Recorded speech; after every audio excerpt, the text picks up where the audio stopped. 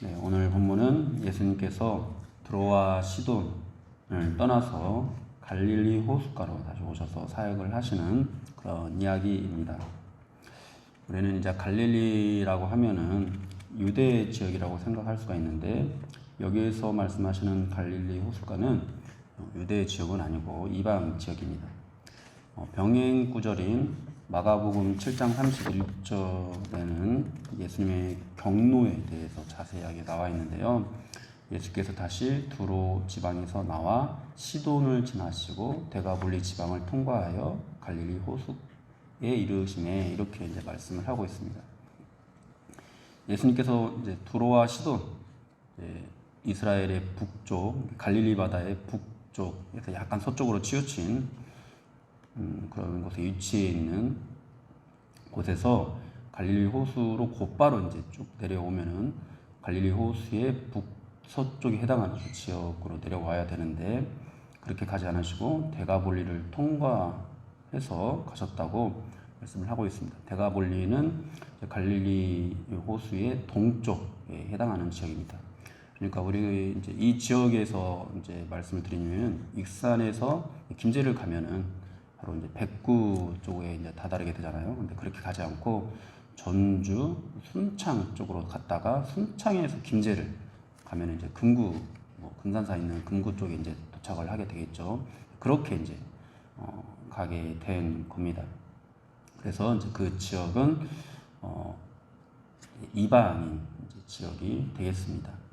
흔히 수리야 이렇게라고 불리는 그런 곳을 지나서 이제 가신 것이 되겠습니다. 이렇게 이제 이방인 측에서 예수님께서 행하시는 이제 일들인데요. 29절에서 예수님께서 갈릴리 호숫가에 이르러 산에 앉으셨다고 말씀을 하고 있습니다. 이 앉으셨다라는 이 표현은 예수님께서 말씀을 가르치셨다라는 것을 의미합니다. 흔히 오늘날 이제 우리가 교회 나와서 설교를 듣거나 학교에서 강의를 들을 때 보면은 말하는 사람이 이제 서 있고 듣는 사람은 대체로 앉아 있잖아요. 근데 예수님 시대에는 말씀을 가르치는 사람은 앉아 있고 듣는 사람이 서 있었습니다. 말씀을 듣는 사람이 동경의 표시로 서서 들었던 것인데요. 마태복음 5장에서 예수님께서 상상순을 설교하실 때에도 성경에서 말씀하기를 예수님께서 산에 올라가 앉으셨다 이렇게 말씀을 하고 있습니다. 그러니까 오늘 이 본문에 앉으셨다라는 표현도 이방인 지역에 와서 말씀을 가르치고 있다, 이방인 지역에서도 말씀을 가르치고 있다라는 것을 우리가 알 수가 있습니다. 그때 이제 30절에서 사람들이 다리 저는 사람과 장애, 맹인, 또 말 못하는 사람 등 여러 사람, 병자들을 데리고 와서 예수님의 발 앞에 앉혔습니다. 이 말씀 보면은 병자들이 스스로 나온 것이 아니었습니다. 무리들이, 이곳에 모여 있는 무리들이 병자들을 데리고 와서 예수님 앞에 앉혔습니다.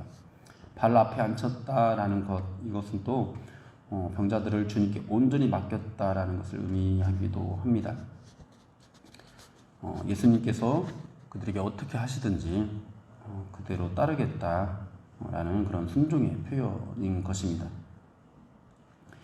이 사람들은 바리새인과 서기관들처럼 예수님께서 어떻게 하시나 보려고 병자들을 데려온 것이 아니었죠. 그냥 순순히 맡겨드린 겁니다. 바리새인과 서기관들은 안식일에 예수님이 병자를 고치나 안 고치나 이런 식으로 해서 예수님을 시험하려는 그런 의도로 사람들을 데리고 왔었는데, 이 사람들은 그냥 예수님께 모든 것들을 맡겨드리는 그런 심정으로 이 병자들을 데리고 왔습니다. 그리고 예수님께서는 이 사람들을 모두 다 고쳐주셨습니다. 은혜를 받은 것이죠.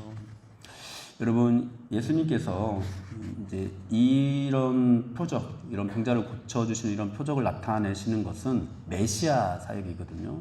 예수님 당신이 메시아라는 사실을 드러내는 사역인데, 이처럼 메시아라는 사실을 증명하는 이 표적이 유대 지역이 아니라 이방인 지역에서도 허락되고 있다라는 이 사실은 정말로 놀라운 일이었습니다.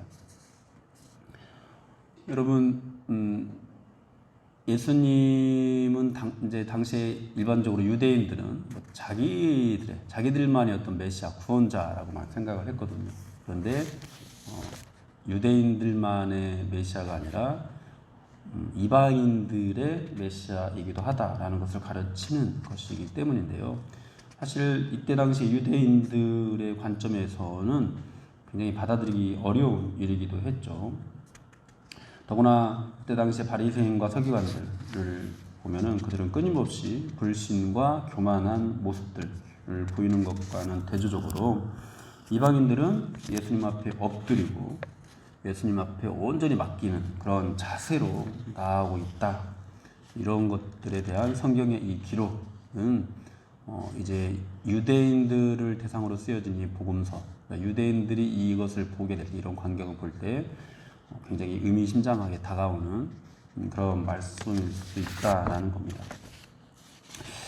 이 말씀을 보면은 정말 은혜를 받는 것, 유대인들은 자기들만이 은혜를 받을 수 있다고 생각을 했는데 은혜를 받는 것은 유대인이냐 이방인이냐를 따지지 않는다는 것을 알 수가 있습니다.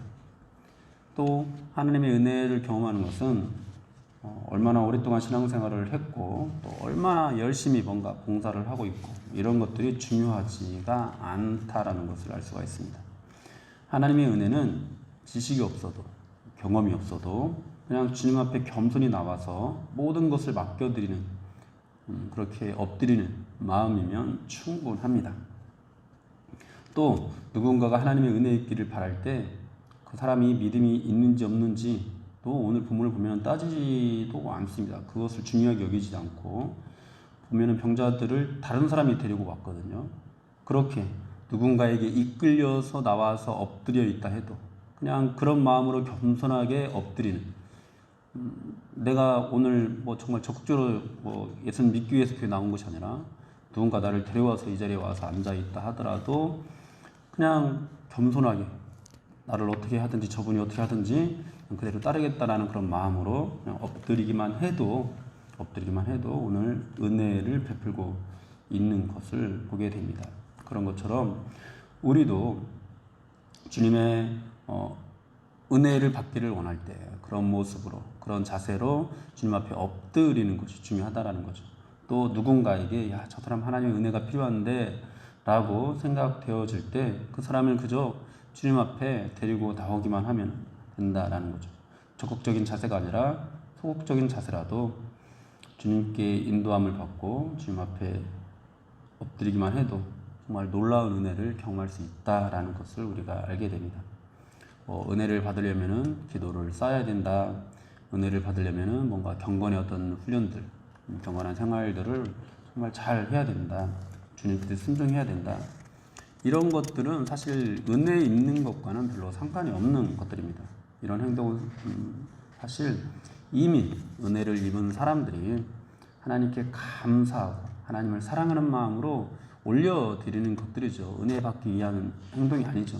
다만 그렇게 그냥 은혜를 받고자 하는 마음이 없이 순수하게 정말 주님께 감사하고 주님을 사랑해서 그런 행동들을 올려드릴 때 주님의 은혜를 부어주시기도 하는 거지 사실 은혜를 받기 위한 행동이 돼서는 안 됩니다. 그냥 오늘 우리가 이 새벽 예배를 나와 있는 것도 은혜를 간절히 사모하는 그런 마음도 좋지만은 그런 마음보다도 하나님 정말 저를 인도하여 주셔서 감사합니다. 제가 주님께 순종하는 삶을 살고 싶은데 정말 그것이 어렵습니다. 도와주십시오. 이런 마음, 그러니까 감사하는 마음으로 사랑하는 마음으로 뭔가 주님 뜻에 따라 살고 싶어하는 그런 마음으로 앉아 있는 것, 이제 그런 마음이어야 훨씬 더 좋다라는 거죠. 그렇게 우리가 하나님 앞에 나와서 앉아 있으면 하나님께서 은혜를 부어 주시기도 하는데 그런 마음이 아니어도 그냥 그렇게 오랫동안 신앙생활하는 그런 경륜으로 감사와 사랑 이런 것이 넘쳐나는 마음이 아니어도 그저 겸손한 마음, 그저 주님이 나를 어떻게 하시든지 그대로 따르겠다라는 그런 마음이면 또 은혜를 충분히 받을 수 있다라는 그런 말씀이 되겠습니다. 오늘 본문에서 그렇게 사람들에게 이끌려 주님 앞에 앉은 사람들, 이 경험한 은혜들을 한번 보십시오. 31절에서 보면은 말 못하는 사람이 말을 하게 되었습니다. 장애인이 온전하게 되었습니다. 또 저는 사람이 걷게 되었고요. 맹인이 보게 되는 그런 은혜를 맛보게 되었습니다. 이와 같이 간절하고 겸손한 마음으로 주님께 모든 것을 맡겨드린 이 사람들이 이런 마음과 태도로 정말 주님의 놀라운 은혜, 주님께서 더군다나 그 메시아라는 것을 드러내는 그런 표적들, 주님께서 친히 그들에게 내가 예수 그리스도다 라는 것들을 드러내시는 그런 표적들을 경험할 수 있게 되는 겁니다.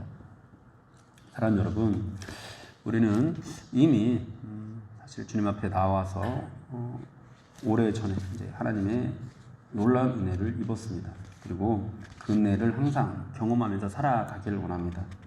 그래서 우리는 어제도 오늘도 내일도 은혜 있기를 바라면서 주님 앞에 나아갑니다. 여러분은 하나님께 은혜 받기 위해서 어떤 마음과 자세로 나아갑니까? 여러분들이 새벽 제단을 오래 쌓으면은 그것이 하나님을 감동시켜서 은혜를 베풀 것이다. 이런 마음으로 나아가는 것. 물론 그런 마음 위에도 하나님께서 은혜를 주시기도 하는데 그런 마음보다 더 중요한 것. 내가 얼마나 정성을 올려드리는가. 정말 은혜 받기 위해서 정말 정성을 잘 드려야지. 이런 마음보다도 훨씬 더 중요한 것. 이것은 오늘 본문에 나온 이 사람들의 마음, 그냥 겸손한 마음, 주님 앞에 나와서 간절하고 겸손한 마음으로 엎드리는 것. 그냥 어떻게 하나 보려고 막 이렇게 보는 것이 아니라 정말 주님께서 하시는 대로 다 그대로 이렇게 하시든지 저렇게 하시든지 내가 다 받아들이겠다라는 그런 자세로 나와 있는 것. 이것이 훨씬 더 중요하다라는 것입니다. 그래서 오늘도 여러분들이 주님께 엎드릴 때 그냥 그런 겸손한 마음을 가질 수 있어야 되겠습니다. 이런 말씀은 우리가 하나님의 또 영광을 위해서 살겠다고 할 때 또 어떻게 사는 것이 하나님께 영광을 돌리는 삶인지를 또 생각하게 하기도 하는데요. 오늘 본문을 보면은 하나님 나라를 위해서 아무런 노력도 하지 않았던 사람들이 주님 앞에 나와 겸손히 엎드릴 때 은혜를 그 모습을 보고 무리들이 이스라엘의 하나님께 영광을 돌렸다. 또 이렇게 말씀을 하고 있습니다. 이스라엘의 하나님께 영광을 돌렸다라고 표현을 하는 것은 이 사람들이 유대인이 아니라 이방인이기 때문이죠. 이방인인데 자신들의 신에게 영광을 돌리지 않고 이스라엘의 하나님께 영광을 돌렸다. 이렇게 말씀을 하고 있습니다. 예수를 잘 믿는다는 그런 사람들이 하나님께 은혜를 받고 또 하나님 앞에서 살아가는 그 어떤 본을 보이는 그런 모습으로 살아가는 그런 모습으로 이들이 이스라엘의 하나님께 영광을 돌리는 것이 아니라 그냥 이방인들에게 은혜를 주신 그냥 겸손히 엎드렸을 뿐인데 그 은혜가 베풀어지는 그런 모습들을 보면서 하나님께 영광을 돌리고 있는 것이죠. 우리는 세상에서 선고하는 것, 예수 믿는 사람답게 본을 보이며 살아가는 것, 신앙생활을 열심히 하는 것, 이런 것들이 하나님께 영광이 된다라고 생각을 합니다. 물론 그런 삶으로도 충분히 하나님의 어떤 영광을 나타내는 그런 삶을 살 수도 있습니다. 그런데 하나님께 영광이 되는 삶은 그런 것도 있지만 오늘 본문과 같이 항상 그분 앞에서 겸손히 엎드리고 그분께 모든 것을 맡겨드리는 마음과 자세만 있어도 충분합니다. 아니 어쩌면은 그런 자세가 훨씬 더 중요합니다. 하나님 앞에 가난한 여인과 같은 그런 마음으로 앉아 있는 것, 또 오늘 예수님 앞에 나온 이방인들과 같은 그런 어떤 마음과 자세로 그렇게 주님 앞에 앉아 있는 것, 엎드리는 것, 이런 것들만 있어도 하나님께서 우리들에게 은혜를 베푸실 것이고 사람들은 그것만으로도 딱 보고 와 정말 하나님 살아계시구나 라고 생각을 하면서 이스라엘의 하나님께 영광을 돌리게 된다는 거죠. 그러니까 예수 믿지 않는 사람들이 우리를 통해서 뭔가 하나님께 영광을 돌린다.